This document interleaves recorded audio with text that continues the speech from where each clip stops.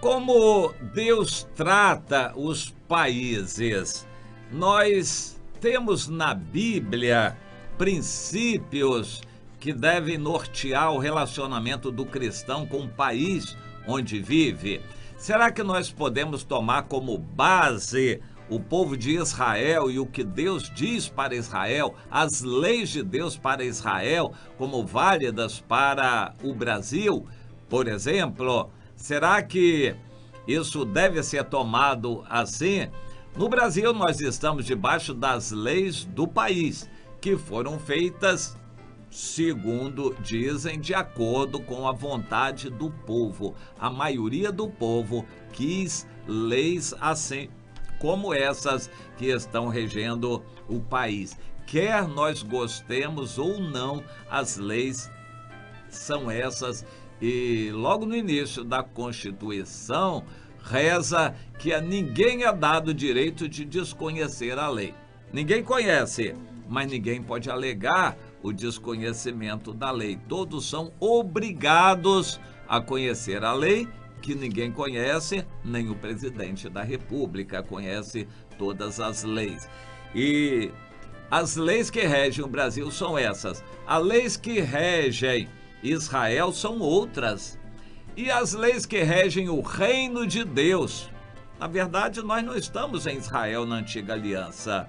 E nós vivemos no Brasil. Mas as nossas leis primeiras, a que devemos obedecer, são as leis do reino de Deus, onde Jesus é Senhor, é Ele quem manda no reino dele. Bom, essas questões precisam ser claras na nossa mente. Deus é muito ético. Deus não é Senhor do Brasil. Em nenhum momento o povo se reuniu para fazer leis reconhecendo Deus como o legítimo, autoritário e soberano no Brasil. Em nenhum momento isso foi reconhecido. A maioria da população, pelo que se vê, acha que o Brasil é um país leigo ou laico, em que cada pessoa tem o direito de escolher a religião que quiser. Cada pessoa tem o direito de escolher o Deus que quiser, ou se quiser não ter Deus nenhum. Então, Jesus não é Senhor do Brasil. Jesus é Senhor somente no reino dele. Quando Pilatos perguntou a Jesus, mas você é rei desse jeito? Onde é que está o seu reino? Jesus respondeu, agora, ô Pilatos, o meu reino não é deste mundo. Isso é preciso que a gente tenha em mente. Aqui as leis que regem são do Brasil. Porém, Deus trata o país de acordo com critérios que ele estabelece. Deus coloca o povo de Deus aqui no Brasil para salgar essa terra e vai julgar o Brasil de acordo com a atuação do país induzida pelo seu povo, pelo sal. O sal é que vai dar o sabor que Deus avaliará para julgar o país. É interessante isto. O povo de Deus no país é que vai dar o tom pelo qual Deus vai julgar o país, se aprovado ou reprovado. Eu vou citar dois exemplos modernos para você saber. Um deles é a Coreia do Sul. Quando ao final da Guerra das Coreias, a Coreia viveu uma época terrível de guerras com a China, com o Japão, muitas vezes. Depois, na Segunda Guerra Mundial, terminada a Segunda Guerra Mundial, começou a Guerra das Coreias, o comunismo da China veio tomar a Coreia toda, os Estados Unidos entraram para defender. Nessa Guerra da Coreia morreram 4 milhões de coreanos. Por fim, a Coreia foi dividida e a Coreia do Sul ficou com mais liberdade e a Coreia do Norte continuou comunista. A partir daí, houve uma diferenciação colossal entre a Coreia do Norte e a do Sul. Ambas as Coreias eram paupérrimas naquela época. A Coreia do Sul tinha mais de 80% da população na miséria. O Brasil hoje não tem nem 10%. Eu não tenho esse número debaixo da linha da miséria, que não é uma miséria absoluta, não tem nem 10%. O número é muito pequeno, talvez 5%. No Brasil, miséria. Mas na Coreia eram mais de 80% na miséria absoluta. A criminalidade dominava o país, a promiscuidade também. Havia apenas 3% de cristãos na população.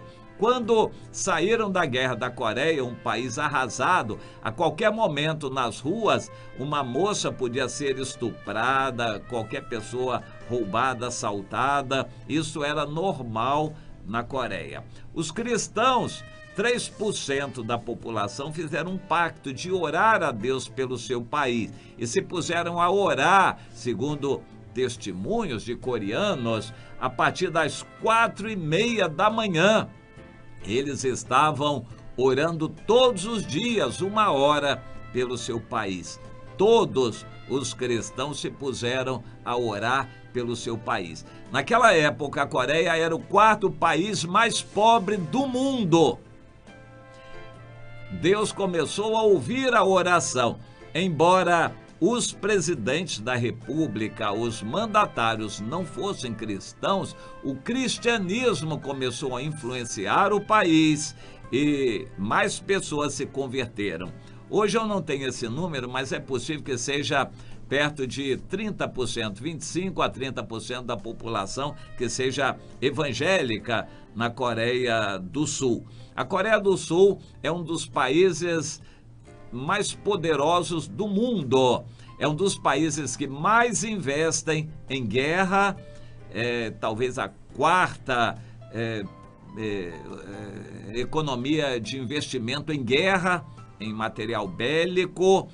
A Coreia é um dos países mais avançados do mundo em tecnologia, fabrica o que a gente conhece, LG, a marca Samsung, Hyundai de carros, que está inundando o mundo. A Coreia tem alta tecnologia, é um dos países mais avançados do mundo, um dos países hoje mais ricos do mundo. A economia deve estar por volta de 10º lugar no mundo, um país pequeno que tem um porte grande de um país poderoso por causa do evangelho, a oração do povo de Deus que continua. Uma missionária coreana disse que em milhares de igrejas na Coreia, hoje, 365 dias no ano, todas as igrejas oram a partir de 4:30 da manhã pela pátria. A oração primeira deles é pela nação. E o resultado está aí para todos verem. Outro país que hoje é o país sensação do mundo é a China, dominado pelo comunismo. A China hoje é o maior país cristão do mundo. Estima-se que eles tenham mais de 300 milhões de cristãos que, embora perseguidos, são fiéis a Deus, e todos eles, apesar de perseguidos pelo governo comunista, oram pela sua pátria, oram pelos seus governantes. Deus está fazendo da China o país sensação do momento. É o 2º país em economia, já correndo para pegar o primeiro, que são os Estados Unidos. A China hoje é o país que mais investe em obras públicas, em transportes. É o país sensação do mundo, que mais dinheiro tem, que mais investe em outros países. A China é um sucesso porque o povo de Deus ora pela China. Não é pelo governo, que é comunista e ateu. É por causa dos cristãos que oram pelo país. O Brasil vai ser julgado por Deus de acordo com o sal.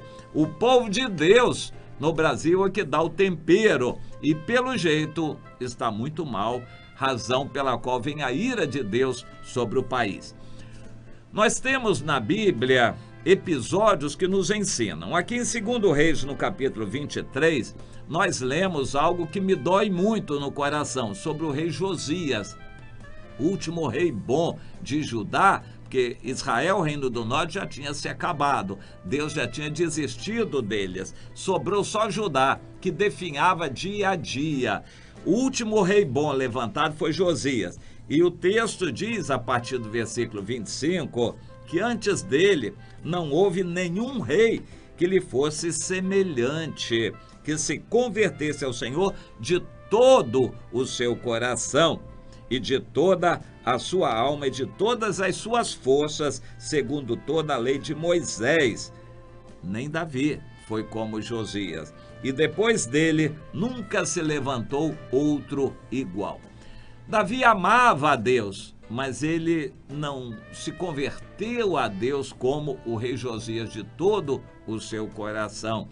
Deus amou a Davi, mas nem ele foi como o Josias, é o que a Bíblia nos diz. Josias se converteu verdadeiramente.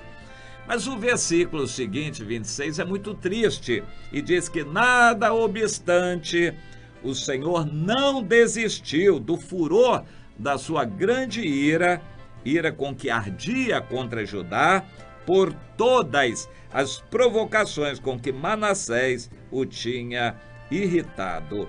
Por isso Deus disse também a Judá: removerei de diante de mim, como removi a Israel, e rejeitarei essa cidade de Jerusalém, que eu escolhi, e a casa da qual eu dissera, estará ali o meu nome.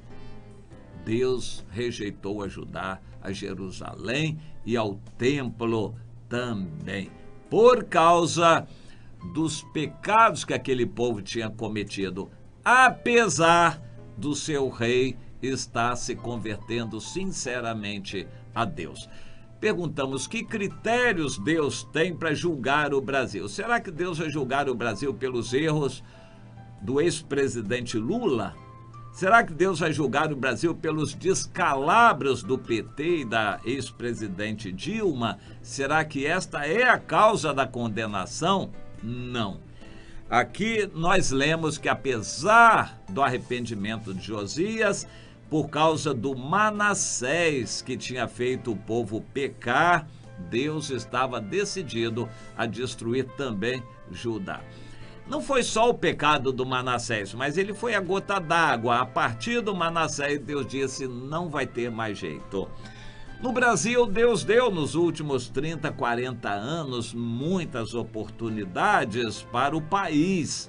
E o povo de Deus não fez o que devia fazer, não orou pelo país, não foi sal, não deu bom exemplo para o país. Os evangélicos no Brasil fizeram como Manassés, como o rei Manassés, fizeram o povo se desencaminhar. Hoje existe uma igreja no Brasil em que a maioria dos crentes está totalmente longe dos propósitos de Deus, não conhece a Bíblia, não tem vida espiritual e nem de longe sabe o que é o sacerdócio, orar pela pátria, interceder pela nação, pelos outros. Razão pela qual está acontecendo o que está e vai continuar a acontecer a ira de Deus, uma maldição contra o país por causa do povo de Deus, até que este povo de Deus, que é o responsável pelos destinos do país, como Deus responsabilizou Manassés, o povo de Deus no Brasil é o responsável pelo que está acontecendo e vai acontecer, até que este povo chore, se humilhe, ore, se submeta ao Senhor e se converta de todo o coração. Até lá, a ira de Deus estará sobre o país. Mas quando isso acontecer, pode ser que Deus tenha misericórdia. Então, ele promete: se isso acontecer verdadeiramente, se o meu povo neste país que se chama pelo meu nome se humilhar, orar e me buscar, então eu ouvirei dos céus e sararei a sua terra. No meu entender, ainda está muito longe de isso acontecer. O povo de Deus não está entendendo essas coisas. No caso do Josias, a gente vai pensar: Deus não levou em consideração Josias? Sim, levou. Mas acontece que o Josias se converteu, mas o povo não. O povo, na época de Josias, continuou no pecado. Tanto é que logo a seguir, quando Josias morreu, com o filho dele, Jeoacás, todo mundo foi para o pecado. O Josias se converteu, mas o povo não. Esta é a condição. O povo de Deus na nação precisa se arrepender. E até que isso aconteça, a dor vai ter que pesar sobre os evangélicos no Brasil também. E isso é o que nós vamos ver em nossos dias.